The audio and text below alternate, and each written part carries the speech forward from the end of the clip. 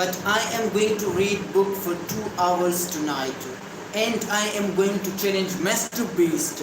So therefore, in this video or in this live streaming, I hope you will enjoy watching my live streaming reading the book. So this is the book I am going to read. Everything is fucked, and a book about hope. So I hope you will enjoy watching it. So let's start this challenge. I have read this book half, only 66 of pages. I a page, and I'm going to read it from this place. So let's start. The longer we held a value, the deeper inside the snowball it is, and the more fundamental it is to how we see ourselves and how we see the world. Like interest on a bank loan, or values compound over time, growing stronger and coloring future experiences. It is not just the bullying from when you were in grade school that fucks you up. It is the bullying plus all the self-loathing and narcissism you brought to decades worth of future relationships, causing them all to fail, that adds up over time. Psychologists don't know much for certain, but one thing they definitely do know is that childhood trauma fucks up. This snowball effect of early values is why our childhood experiences, both good and bad, have long-lasting effects on our identities and generate the fundamental values that go on to define much of our lives. Or your early experiences become your core values, and if your core values are fucked up, they create a domino effect of suckage that extends through the years, infecting experiences large and small with their toxicity. When we are young, we have tiny and fragile identities. We have experienced little. We are completely dependent on our caretakers for everything, and inevitably they are going to mess it up. Neglect or harm can cause extreme emotional reactions, resulting in large moral gifts that are never equalized. Date walks out and your 3-year-old feeling brain indicates that you were never lovable in the first place. Mom abandons you for some rich new husband, and you decide that intimacy doesn't exist, that no one can ever be trusted. No wonder Newton was such a cranky loner.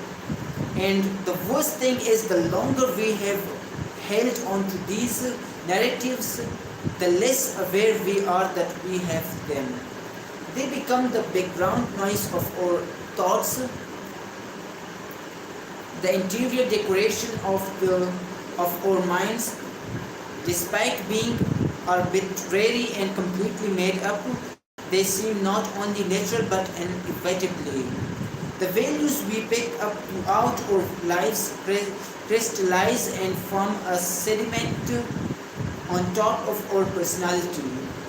The only way to change our values is to have experiences contrary to our values, and any attempt to break free from those values through new or contrary experiences will inevitably be met with pain and discomfort.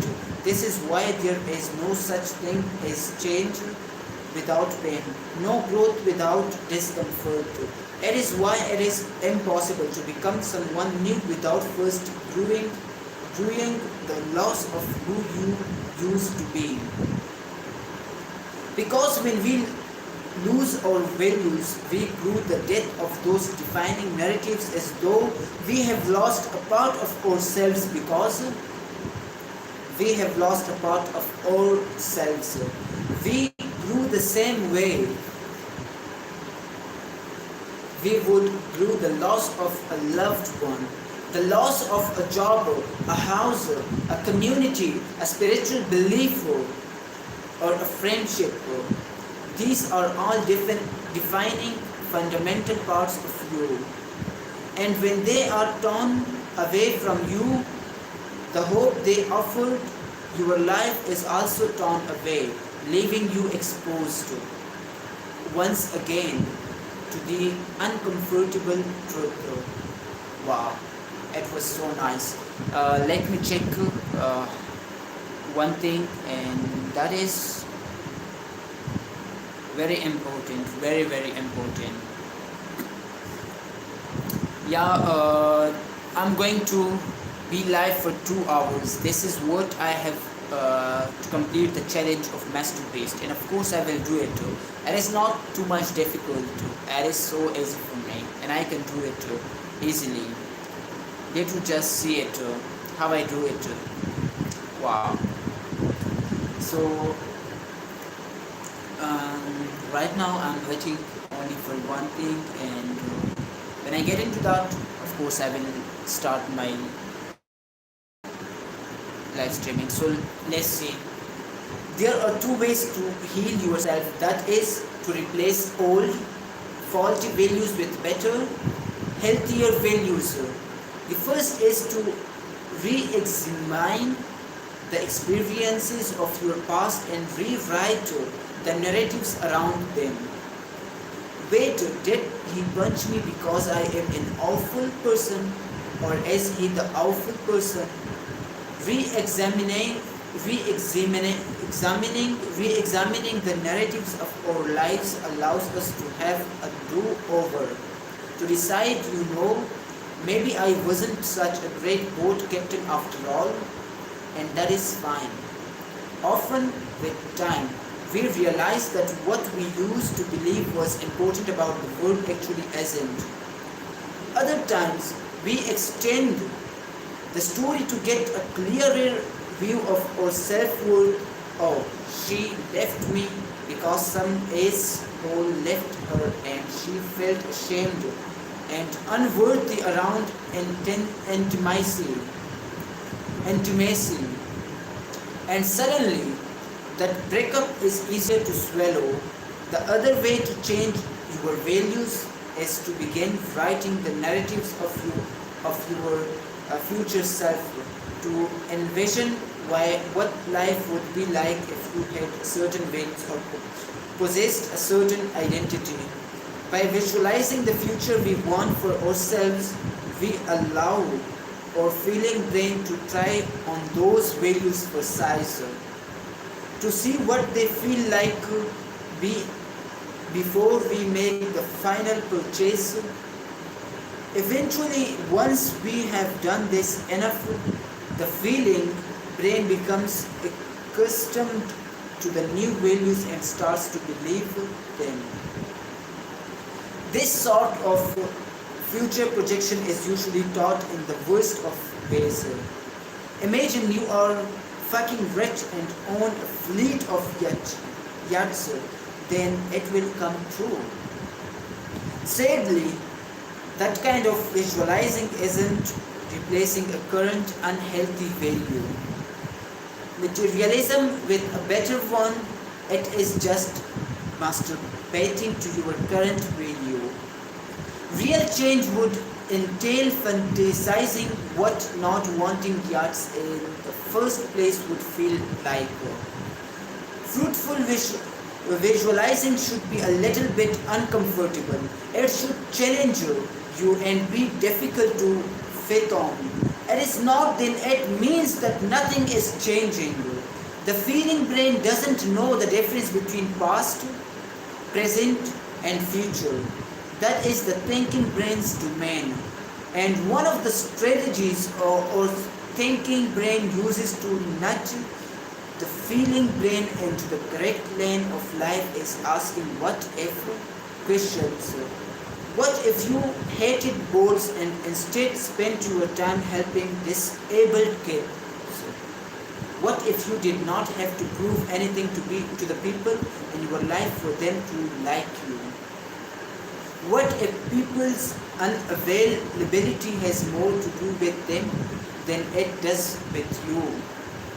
Other times, you can just tell your feeling brain stories that might or might not be true but that feel true.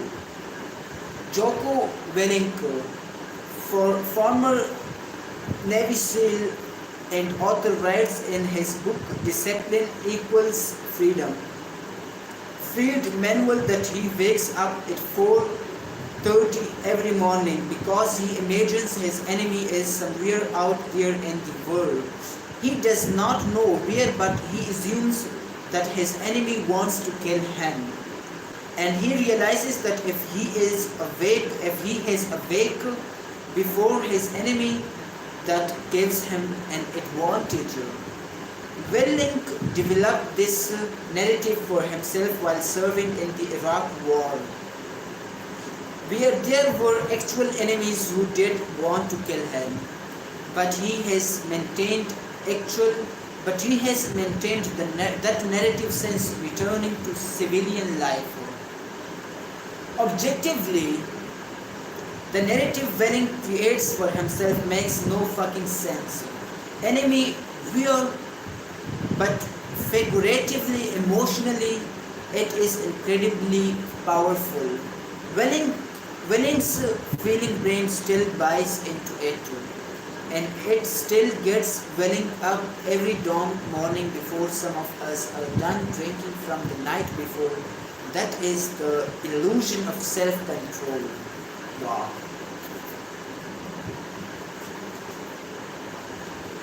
Without these narratives, without developing a clear vision of the future we desire,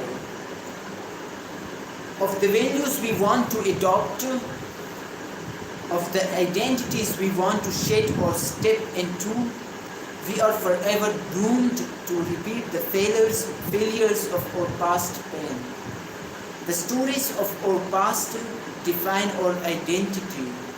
The stories of our future define our hopes, and our ability to step into those narratives and live them, to make them reality, is what gives our lives meaning.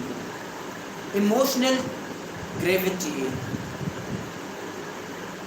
Wow, this is a new topic. Emotional gravity. Emo Newton sat alone in his childhood bedroom. This is reality. Wow. It was dark outside. He did not know how long he had been awake, what time it was, or what day it was. He had been alone and working for weeks now. Food that his family had left for him sat uneaten by the door, rotting. He took out a blank piece of paper and drew a large circle on it. He took out a blank piece of paper and drew a large circle on it. He then marked points along the edges of the circle and, with dotted lines, indicated the pull of each dot toward the center. Beneath this, he wrote, "There is an emotional gravity to our values. We attract those into our orbit who value the same things we do, and instinctively repel, as if by reverse magnetism, those whose values are contrary to our own. These attractions form large orbits of like-minded people around the same principle.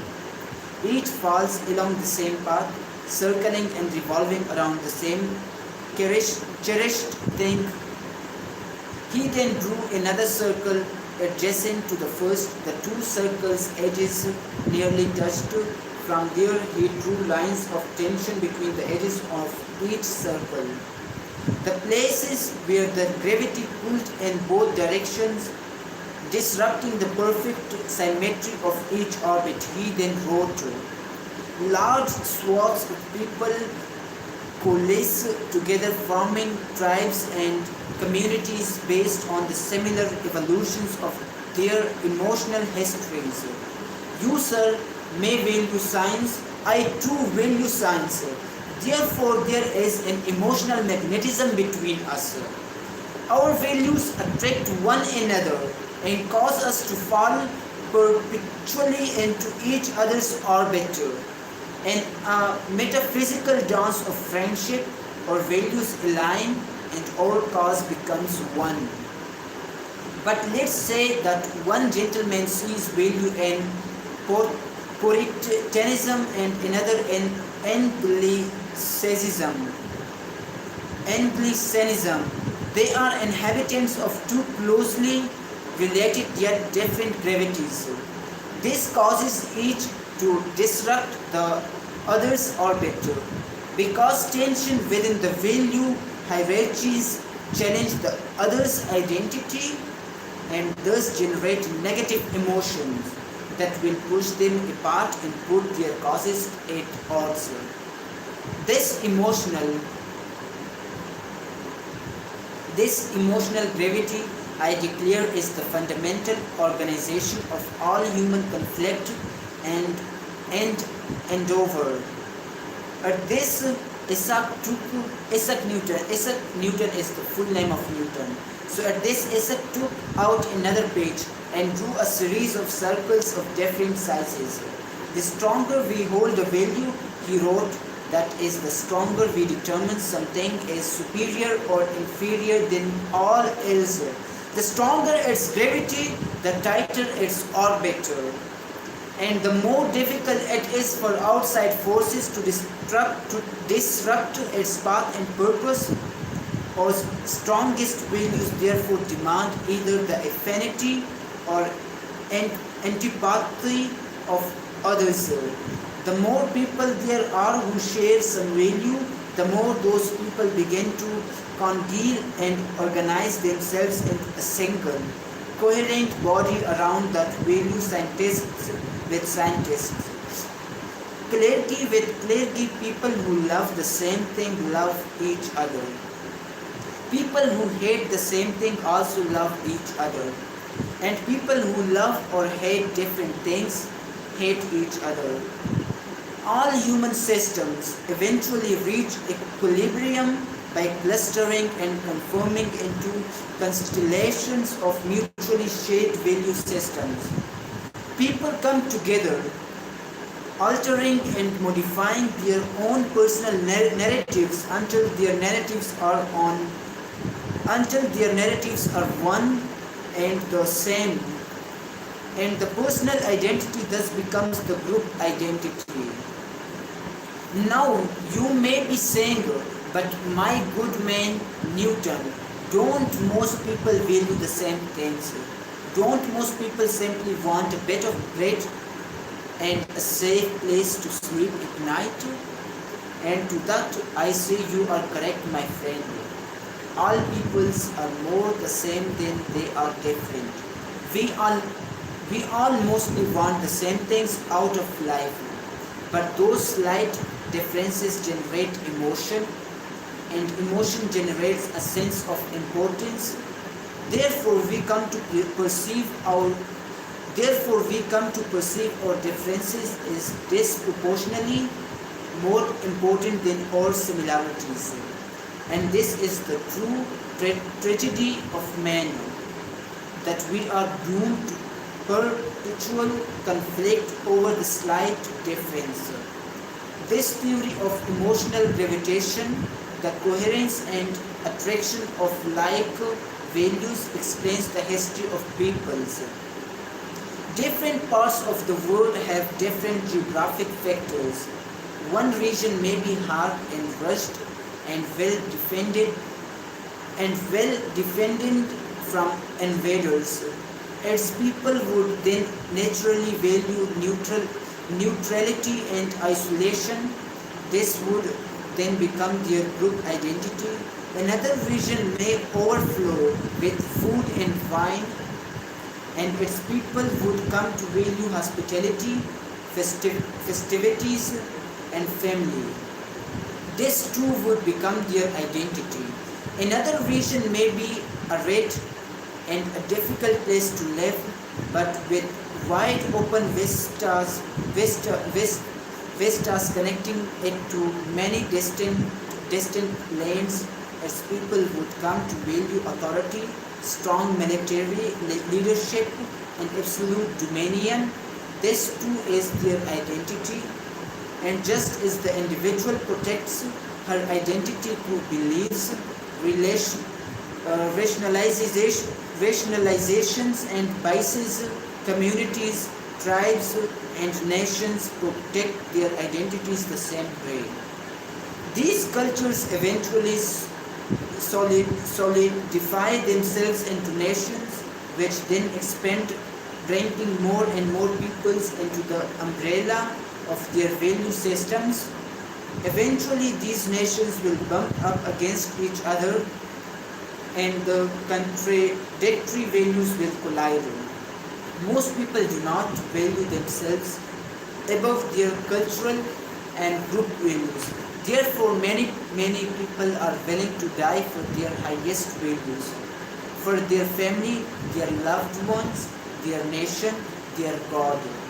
And because of this willingness to die for their values, these collisions of culture will inevitably result in war.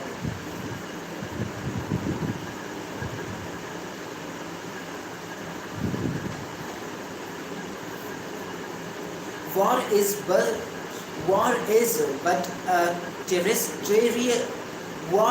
but a terrestrial test of hope. The country or people who have adopted values that maximize the resources and hopes of its people, the best will inevitably become the victor. The more a nation conquers neighboring peoples, the more the people of that conquering nation come to feel that they deserve to dominate their fellow men.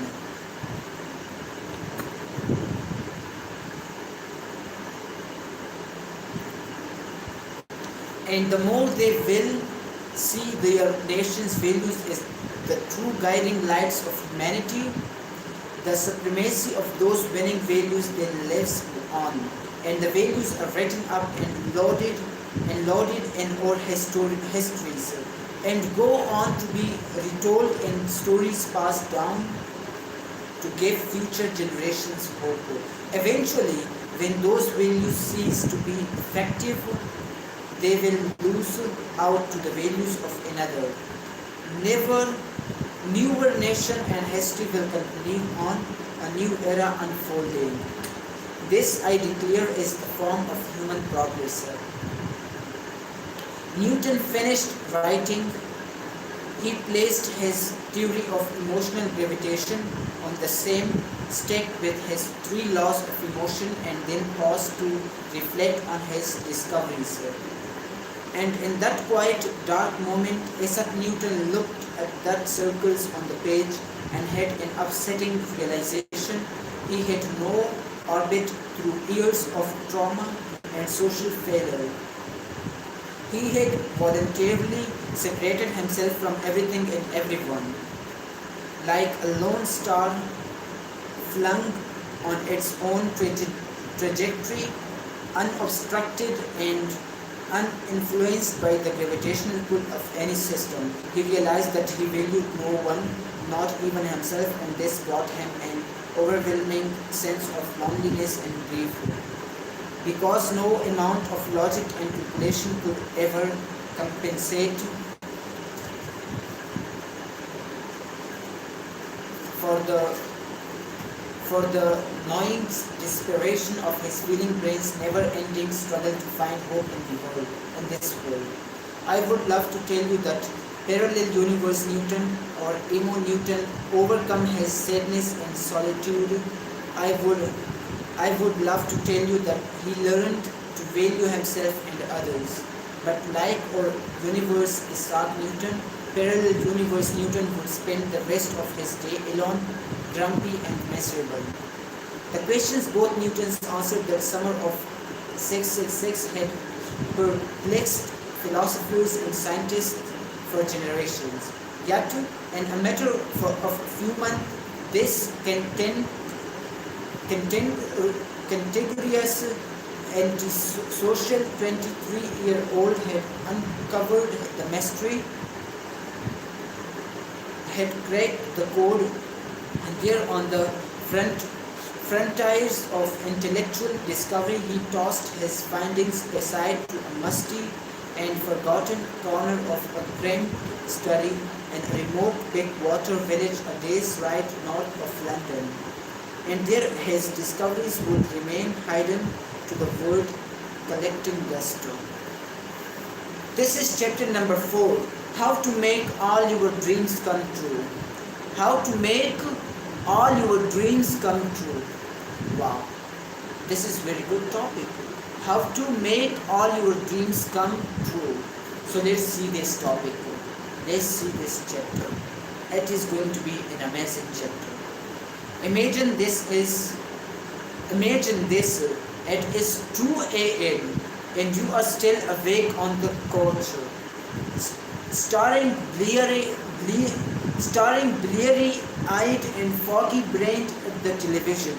Why? You don't know. Inertia simply makes it easier to sit there and keep watching than to get up and go to bed. So you watch. Perfect. This is how I get to you.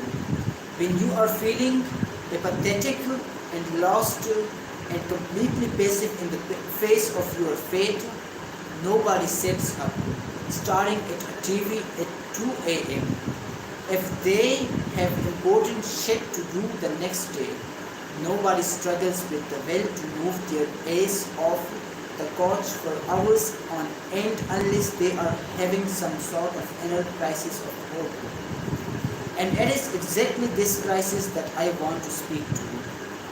I appear on your TV screen. I am whirlwind of energy. There are loud, obnoxious colors, cheesy sound effects. I am practically shouting, yet somehow my smile is easy and relaxed. I am comforting. It is as though I am making eye contact with you and only you. What if I told you that I could solve all your problems? I say, Pifte pa les you think. You don't know the half of my problems, buddy. What if I told you I know how to make all your dreams come true? Really, that is right. And I am the fucking tooth fairy. Look, I know how you feel, I say. Nobody knows how I feel. You are reflexively tell yourself. Nobody knows how I feel. You reflexively tell yourself, surprised at how automatic the response is. I too once felt lost. I say I felt alone, isolated, hopeless. I too used to lie awake at night for no particular reason, wondering if there was something wrong with me, wondering what was this invisible force standing between myself and my dreams. And I know that is what you are feeling too, that you have somehow lost something. You just don't know what is that you have lost. Let's see. In truth, I say these things because they are experienced by everybody. They are a fact of the human condition. We all feel powerless to equalize with the inherent guilt that comes with our existence. We all suffer and we are victimized to varying degrees, especially when we are young. And we are spent a lifetime trying to compensate for the suffering. And in moments of our life when things aren't going so well, this makes us despair. Now let me charge my mobile phone first. It is important, yeah. So I will just charge my phone too, and I will also do my live streaming. It is going to be fantastic now. Let's see.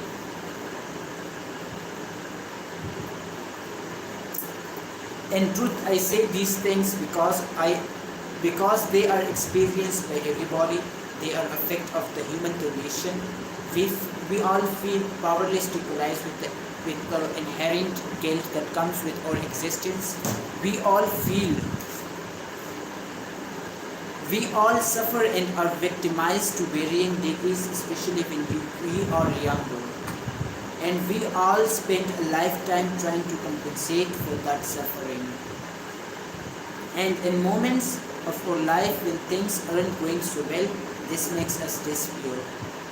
But like most people struggling, you have enveloped yourself so much in your pain that you have forgotten that pain is common. And that your strife is not uniquely yours. On the contrary, it is universal, and because you have forgotten this, you feel as if I am speaking directly to you, as if by some magical power I am peering into your soul and reading back to you the contents of your heart. By this you set up and at attention, because I repeat, I have the solution to all your problems. I can make all your dreams come true. Now I am pointing, and my finger looks gigantic on your TV screen. I have all the answers. I have the secret of everlasting happiness and eternal life. And it is this. When I go on to say is so outlandish, so ridiculous, so absolutely perverse and cynical that you actually think it might be true. The problem is you want to believe me. You need to believe me. I represent the hope and salvation your feeling brain desperately craves that it needs. So slowly your thinking brain comes to the conclusion that my idea is so batshit crazy that it just might work. As the infomercial drags on, that existential need to find meaning anywhere beats down your psychological and uncanny knowledge of your pain, a big door entrance to your secret truth, a deep vein traveling through your heart. You then realize that in between all my big white teeth and shouty words I have spoken to you, I was once just as fucked as you, and I found my way out. Come with me. I keep going. I am on a roll now. The camera angles are switching back and forth, grabbing me now from the side, now from the front. Suddenly there is a studio audience in front of me. A man's jaw drops and yours drops with me. I am all up in your shit now. I will give you permanent fulfillment. Motherfucker, I will fill any gap, plug any hole. Just sign up for one low price. What is happening worth to you? What is happiness worth to you? What is the hope worth to you? Act now, fucker. Sign up today. With that you grab your phone, you go to the website, you put in the digits, truth and salvation and everlasting happiness. It is all yours. It is coming to you. Are you ready, motherfucker? Now there is another chapter, and that is how to start your own religion. An introduction to a proven system that will help you achieve everlasting bliss and eternal salvation, or your money back. Welcome and congratulations on taking the first step to making all your dreams come true. By the end of this course, you will have solved all your life's problems. You will live a life of abundance and freedom. You will be surrounded by adoring friends and loved ones, guaranteed. It is so simple, anyone can do it. No education or certification is required. All you need is an internet connection and a functioning keyboard, and you too can create your very own religion. Yes, you heard me right. You too can start your very own religion today and begin reaping the benefits of the thousands of mindlessly devoted followers who will lavish on your conditional adoration, financial gifts, and more social media likes than you know what to do with. Wow, that is so easy. And this so simple, anyone can do it. 6-step program we will cover. Belief system is the first. Do you know your religion to be spiritual or secular? Past focused or future focused? Do you want it to be the violent or non-violent? These are all important questions, but don't worry, only I have the answers. How to find your first followers? And more important, what do you want your followers to be? Rich, poor, male. Female, vegan, I have the inside scope. Rituals, rituals, rituals. Eat this, stand there, recite that. Bow and kneel and clap your hands. Do the hockey pocky and turn yourself around. That is what it is all about. The most enjoyable part of religion is coming up with Dumb stuff that you all agree somehow means something.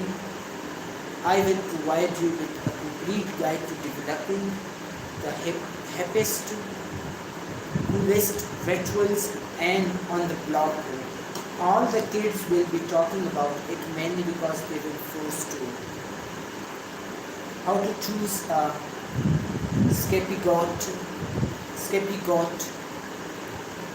No real complete without a common enemy upon which to project one's inner turmoil. Life is messy.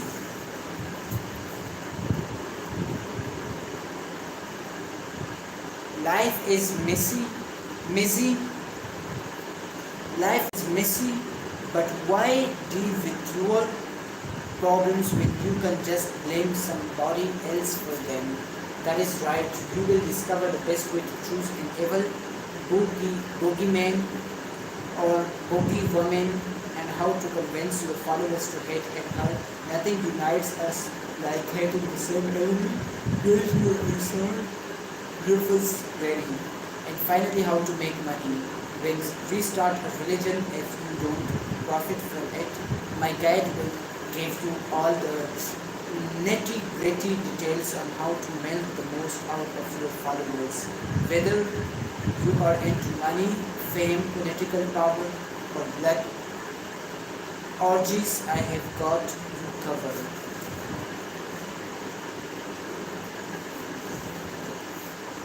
Look, we all need communities to build hope. And we all need hope to not got utterly fucking insane and start snorting bath salts. Religions are the basis for that communal hope. And we are going to learn how to build them from scratch. religions are a beautiful thing. You get enough people together with the same values they believe, they behave in ways they never factor. They never would when alone.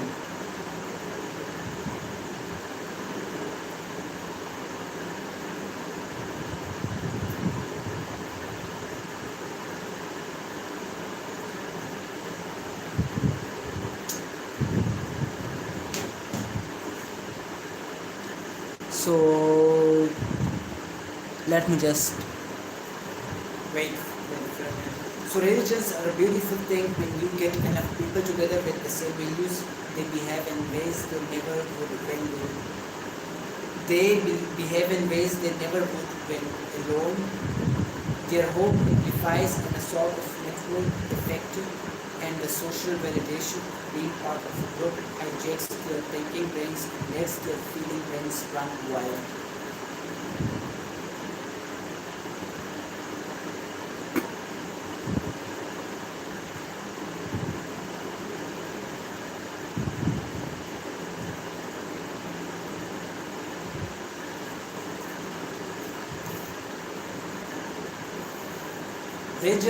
Religions are a beautiful thing when you get enough people together with the same values. They behave in ways they never would when alone. Their hope amplifies in a sort of network effect, and the social validation of being part of a group hijacks their thinking brains and lets their feeling brains run wild. Religions bring groups of people together to mutually validate one another and make one another feel important. It is big silent agreement that if we all come together under some shared purpose, we will feel important and worthy, and the uncomfortable truth will be just that much further away. This is hugely satisfying psychologically. People just lose their shit, and best of all, they become highly suggestible. Paradoxically, it is only in a group environment that the individual has no control that he gains the perception of perfect self-control. The danger of this immediate access to the feeling brain, though, is that large groups of people tend to do highly impulsive and irrational shit. So on the one hand, people get to feel whole, like they are understood and loved. On the other hand, they sometimes transform into murderous angry mobs. This guide will take you through the details of establishing your own religion so you can reap the benefits of thousands of suggestible flowers. Let's get started. Now, how to start your own religion? Step 1 is what? Sell hope to the hopeless. Important. Sell hope to the hopeless. I will never forget the first time someone told me I had blood on my hands. I remember it as if it were yesterday. It was 2005, a sunny, crisp morning in Boston, Massachusetts. I was a university student then and walking to class, minding my own business, when I saw a group of kids holding up pictures of the 9/11 terrorist attacks with captions that read, America deserved it. Now I don't consider myself the most patriotic person by any stretch of the imagination, but it seems to me that anyone holding such a sign in broad daylight immediately becomes a highly punchable person. I stopped and engaged the kids, asking what they were doing. They said they had a little table set up with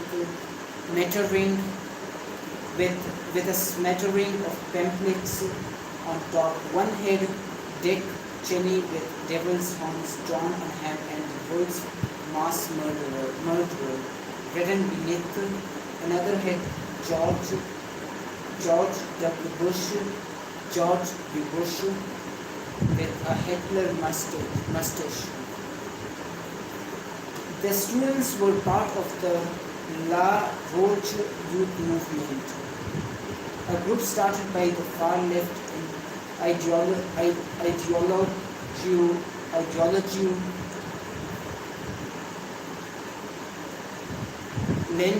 Lyndon Lee Roche in New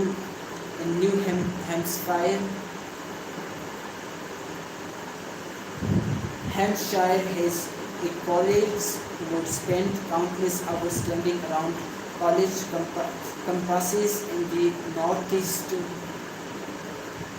northeast, handing out flyers and pamphlets to susceptible college kids. And when I came upon them, it took me all of 10 seconds to figure out what they actually were: a religion. That is right, they were an ideological religion and anti-government. Anti-capitalist, anti-old people, anti-establishment religion. They argued that the international world order from top to bottom be corrupt. They argued that the Iraq war had been instigated for no other reason that Bush friends wanted more money. They argued that terrorism and mass shootings did not exist, that such events were simply highly coordinated government efforts to control the population. Don't worry, right-wing friends. Years later, they would draw the same Hitler Gnostics and make the same claims about Obama. If that makes you feel any better, it should not. What the Mrbeast youth movement does is pure genius. It finds disaffected and agitated college students, usually young men, kids who are both scared and angry, scared at the sudden responsibility they have been forced to take on and angry at how uncompromising and disappearing it is to be an adult. And then preach one simple message to them: it is not your fault. Yes, young one, you thought it was mom and dad's fault, but it is not their fault. But it is not their fault.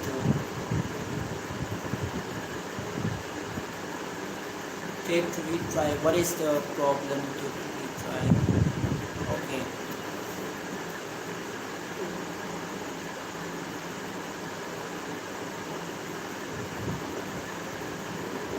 Don't be right away, friends. Years later, they would draw the same headline. It is not your fault. Yes, young one, you thought it was mom and dad's fault, but it is not their fault. No, and I know you thought it was your shitty professors and overpriced college fault. No, not yours either. You probably even thought it was the government's fault. Close, but still no. See, it is the system's fault. That grant, vacuum, anxiety you have always heard about. This was the faith the league was selling. If we could just overthrow the system, then everything would be okay. No more war, no more suffering, no more injustice. Remember that in order to feel hope, we need to feel there is a better future out there values. We need to feel as though we are capable of getting to the better future, self-control, and we need to find other people who share our values and support our efforts community. Young adulthood is a period when many people struggle with values, control, and community for the first time in their lives. Kids are allowed to decide who they want to be. Do they want to become a doctor, study business, take a psychology course? The options can be crippling, and the inevitable frustration causes a lot of young people to question their values and lose hope. In addition, young adults struggle with self-control. For the first time in their lives, they don't have some authority figure watching over them 24/7. On the one hand, this can be liberating. Existing on the other, they are now responsible for their own decisions, and if they kind of suck at getting themselves out of bed on time, going to their classes or a job, and studying enough, it is tough to admit that there is no one to blame but themselves. Wow, that is very interesting.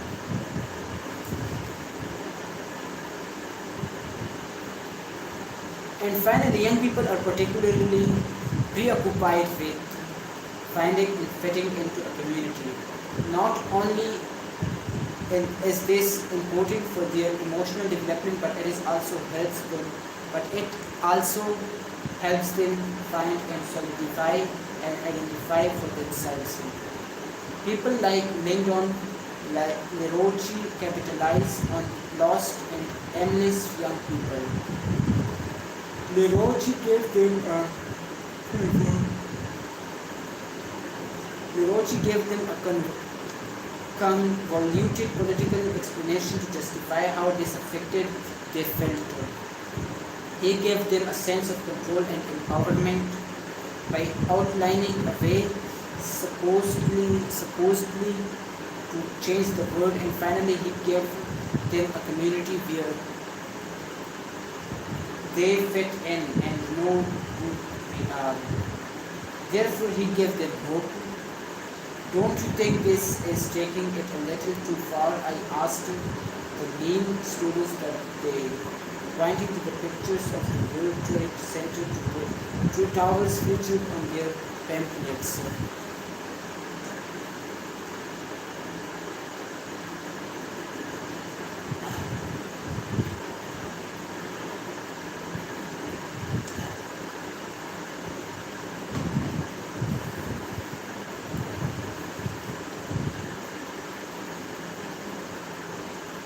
No way, man. I say we are not taking it far enough. One of the kids replied, look, I did not vote for Bush and I don't agree with the Iraq war either, but what? Let me see it on the next page. It does not matter who you vote for. It does not matter who you vote for. A vote for anyone is a vote for the corrupt and oppressive system. You have blood on your hands. Excuse me. I did not even know how to punch someone, yet I found myself bending my hands into fists. Who the fuck did this guy think he was? By participating in the system, you are perpetuating it. The kid continued, and therefore are complicit in the murder of millions of innocent civilians around the world. Here, read this. He showed a pamphlet at me. I glanced at it, turned it over. That is fucking stupid, I said. Our discussion went on like this for another few minutes. Back then, I did not know any better. I still thought stuff like this was about reason and evidence, not feelings and values. And values cannot be changed through reason, only through experience. Eventually, after I had gotten good and pissed off, I decided to leave. As I started walking off, the kid tried to get me to sign up for a free seminar. You need to have an open mind, man. He said the truth is scary. I looked back and replied with a Carl Sagan quote I had once read on an internet forum. I think your mind is so open your brain fell out. I felt smart and smug. He presumably felt smart and smug. No minds were changed that day. I am feeling dizzy. I would love to sleep because whenever you are reading, you are becoming bored. You want to sleep and look into my eyes, and I am also feeling the same. But I will try my best to keep reading because this is a challenge for Mrbeast, and I cannot give up.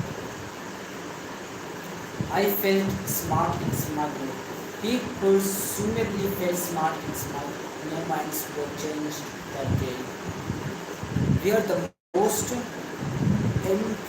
impressional when things are at their worst. When our life is falling apart, it signifies that our values have failed us and we are grasping in the dark for new beliefs to be placed when one religion falls and opens up space for the next. People who lose faith and their spiritual growth God will look for a worldly God. People who lose their family will give themselves away to their race, creed, or nation. People who lose their faith in their government or country will look to extremist ideologies to give them hope. This is a reason that all the major religions in the world have a history of sending missionaries to the poorest and most destitute corners of the globe. Starving people will believe anything if it will keep them fed. For your new religion, it is best to start preaching your message to people whose lives suck the most, the poor, the outcasts, the abused and forgotten. You know people who sit on Facebook all day. Jim Jones built his following by recruiting by homeless and marginalized minorities with a socialist message mixed with his own demented take in Christianity. Hell, what am I saying? Jesus Christ did the same darn thing. Buddha too, Moses, you get the idea. Religious leaders preach the poor and downtrodden, trodden and enslaved, telling them that they deserve the kingdom of heaven. Basically, an open fuck you to the corrupt elites of the day. It is a message that is easy to get behind. Today, appealing to the hopeless is easier than ever before. All you need is a social media account. Start posting extreme and crazy shit and let the algorithm do the rest. The crazier and more extreme your posts, the more attention you will garner. And the more the hopeless will flock to you like flies to cow shit. It is not hard at all. But you cannot just go online and say anything. No, you must have a semi-coherent message. You must have a vision because it is easy to get people riled up and angry about nothing. The news media have created a whole business model out of it. But to have hope, people need to feel that they are a part of some better movement, that they are about to join the winning side of history, and for that you must give them faith.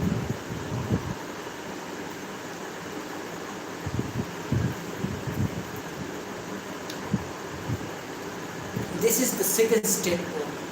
Choose your faith. Well, all must have faith in something. Without faith, there is no hope. Non-religious people wrestle at the word faith, but having faith is inevitable. Evidence and science are based on past experience. Hope is based on future experience. And you must always rely on some degree of faith in that something will occur again in the future. You pay your mortgage because you have faith that money is real and credit is real and a bank taking all your shit is real. You tell your kids to do their homework because you have faith that their education is important, that it will lead them to their becoming happier, healthier adults. You have faith that happiness exists and it is impossible, and it is possible. You have faith that living longer is worth it, so you strive to stay safe and healthy. You have faith that love matters, that your job matters, that any of this matters. So there is no such thing as an atheist. Well, sort of depends what you mean by the atheist. My point is that we all must all believe in faith that something is important, even if you are a nihilist, you are a believer. you are believing on faith that nothing is more important than everything else. So in the end, it is all faith. The important question then is faith in what do you choose to believe? Whatever or feeling brain adopts is its highest value. This tippy top of our value hierarchy becomes the lens through which we interact all other values. Luckily, I completed 1 hour, and this is what the Mrbeast challenge has been completed. And right now, I am going to work more and more for 1 hour. I'm going to read 1 hour more because I want to work for more hours. I want to defeat the challenge of Mrbeast, and you will see me how I will do it.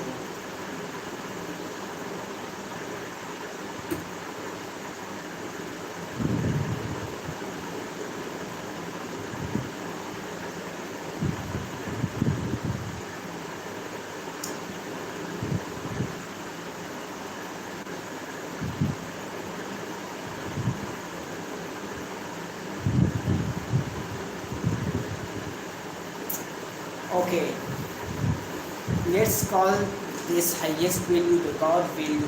Some people's God value is money. These people view all other things, family, love, prestige, politics, through the prism of money. Their family will love them only if they make enough money. They will be respected only if they have money. All conflict, frustration, jealousy, anxiety, everything boils down to money. Other people's God value is love. They view all other values through the prism of love. They are against conflict in all its forms. They are against anything that separates or divides others. Obviously, many people adopt Jesus Christ or Muhammad or the Buddha as their God value.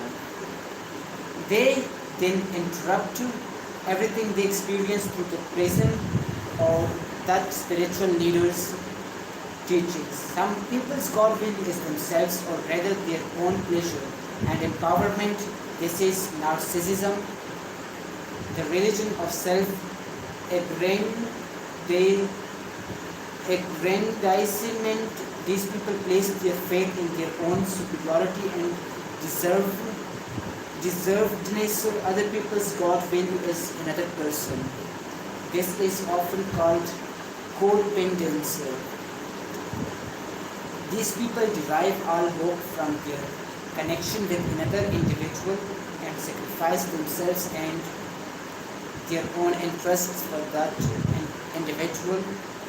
They base all their behavior, decisions, and beliefs on what they think will please that other person.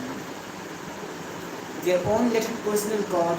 This typically leads to really fucked up relationships with, you guessed it, narcissists. After all, the narcissist's God value is himself, and the codependent's God value is fixing and saving the narcissist. So it is kind of roots out in a really sick and fucked up way, but not really.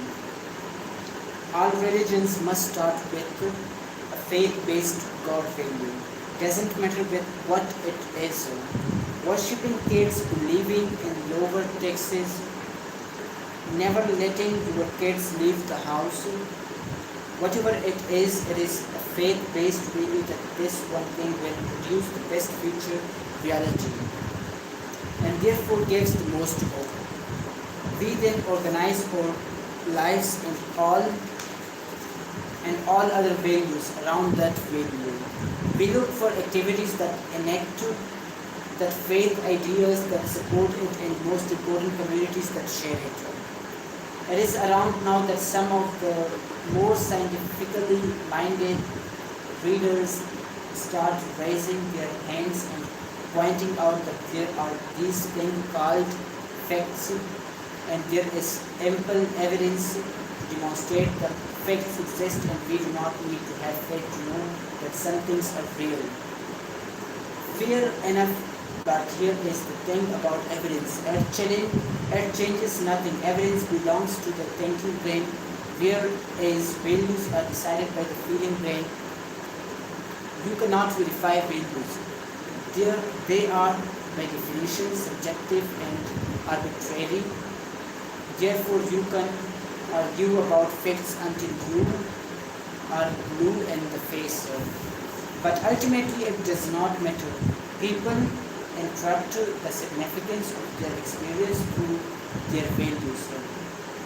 If a meteorite hit a town and killed half the people, the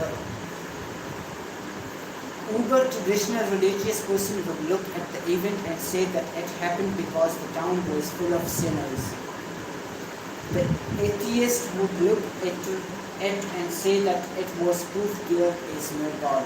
Another faith-based belief, by the way, is how could a benevolent, all-powerful being let such an awful thing happen?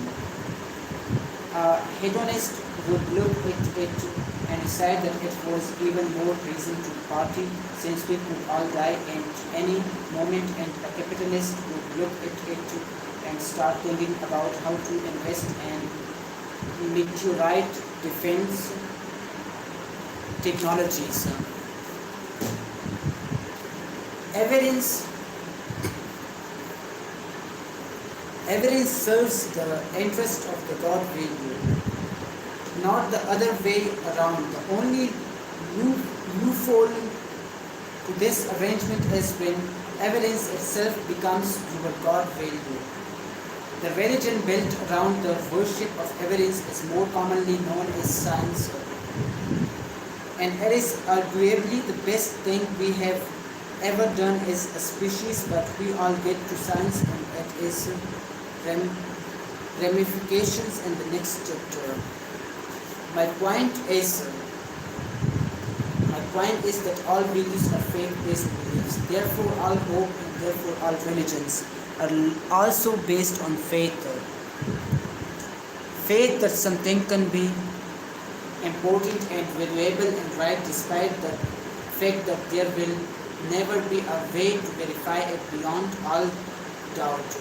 For our purposes, I have defined 3 types of religions, each type based on a different kind of God value. Spiritual religions draw hope from supernatural beliefs or belief in things that exist outside the physical or material realm.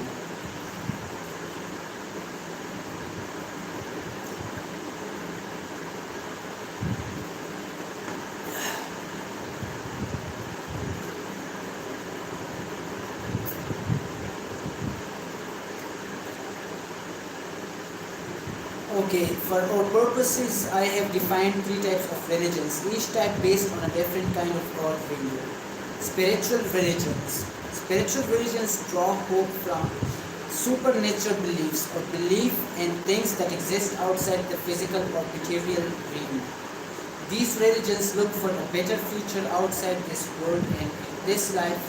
Christianity, Islam, Judaism, animism, and Greek mythology are examples of spiritual religions. Ideological religions draw hope from the natural world. They look for a salvation and growth and develop faith-based beliefs regarding this world and this life. Examples include capitalism, communism, environmentalism, liberalism, fascism, and libertarianism. Interpersonal religions drew hope from other people in our lives. Examples of interpersonal religions include romantic love, children, sports heroes, political leaders, and celebrities. Spiritual religions are high risk, high reward. They require by far the most skill and charisma and charisma to get going, but they also pay off the most in terms of love, follower loyalty and benefits. I mean, have you seen the Vatican holy shit? And if you build one really well, it will last way after you die. Ideological religions play the religion formation game on normal difficulty. These religions take a lot of work and effort to create, but they are fairly common. But because they are so common, they run into a lot of competition for people's hopes.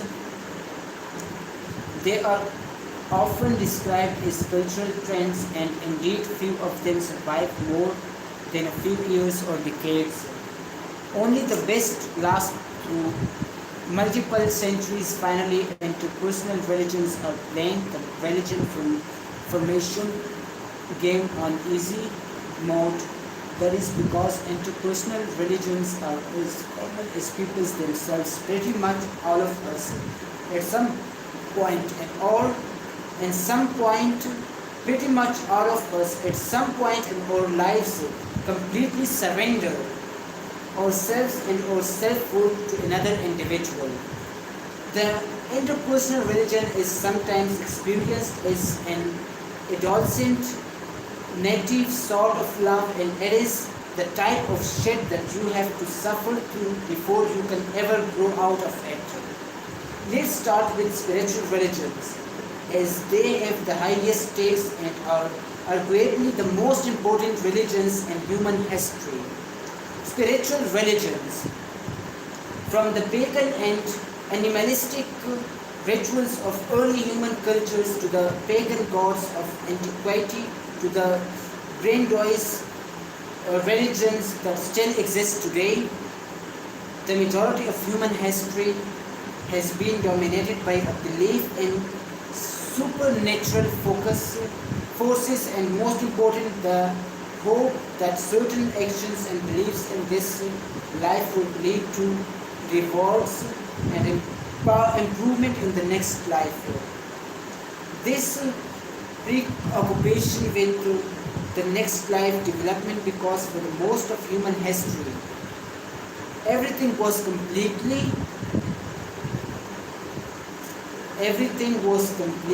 fucked, and 99% of the population had no hope for material or physical improvement in their lives. If you think things are bad today, you think about the plagues that wiped out a third of the population on an entire continent, or the wars that involved selling tens of thousands of children into slavery.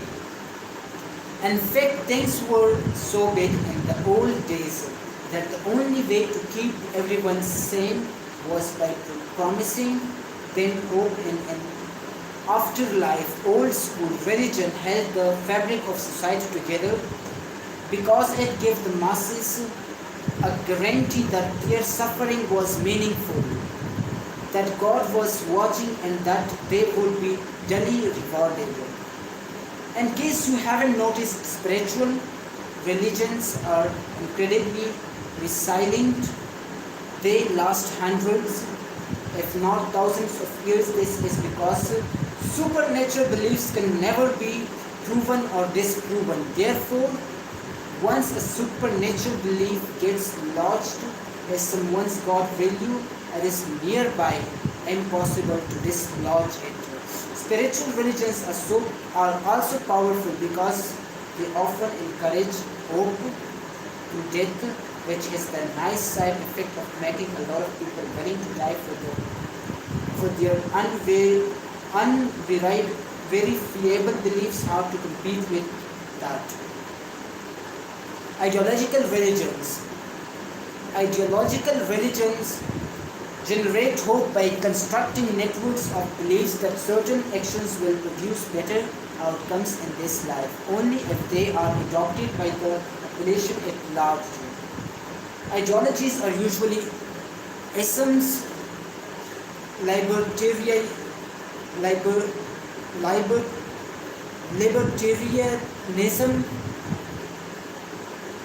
libertarianism, nationalism, materialism, racism, sexism, veganism, communism, capitalism, socialism, fascism, cynicism, skepticism, etc. Unlike spiritual religions, ideologies are verifiable to varying degrees. You can theoretically test to see whether a central bank makes a financial system more or less stable, whether democracy makes society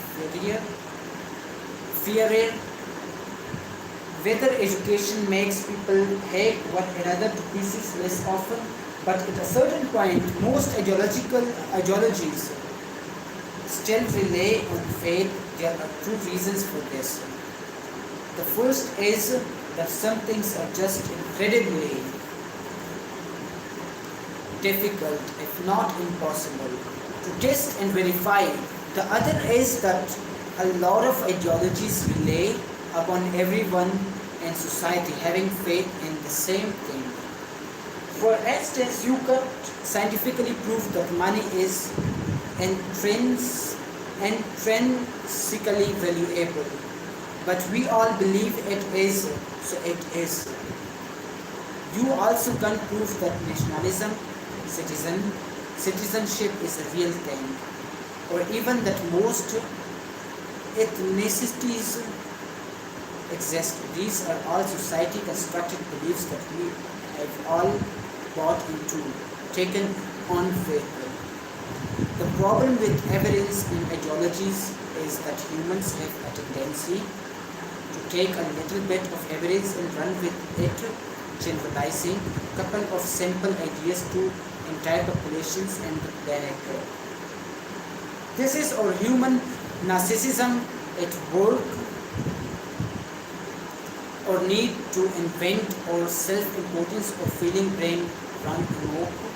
So even though ideologies are subject to evidence and verification, we are not exactly good at verifying them. Humanity is so vast and complex that our brains have trouble taking it all in. There are too many variables. So our thinking brains inevitably take shortcuts to maintain some otherwise shady beliefs. Bad ideologies such as racism or sexism persist due to ignorance far more than malice, and people hold on to those bad ideologies because sadly they offer their adherents some degree of hope. Ideological religions are difficult to start, but they are far more common than spiritual religions. All you have to do is find some reasonable sounding explanation for why everything is fucked, and then extrapolate that across wide populations in a way that gives people some hope, and violate. You have yourself an ideological religion. If you have been alive for more than 20 years, surely you have seen this happen a few times by now. In my lifetime alone, there have been movements in favor of LGBTQ rights, stem cell research, and discriminalizing drug use. In fact, a lot of what everyone is losing their shit about today is the fact that traditionalist, nationalist, and populist ideologies are winning political power across much of the world, and these ideologies are seeking to dismantle much of the work accomplished by the new liberal, globalist, feminist, and environmentalist ideologies of the late 20th century. Let me rest for 1 and 2 minutes. I would love to take water, so of course I have to rest. I'm feeling to sleep, but I will try my best to complete 2 hours, because this is what this is a challenge and I have to complete it. And that is by any way. Mr. Beast challenged me only for 1 hour, but I have to complete 2 hours.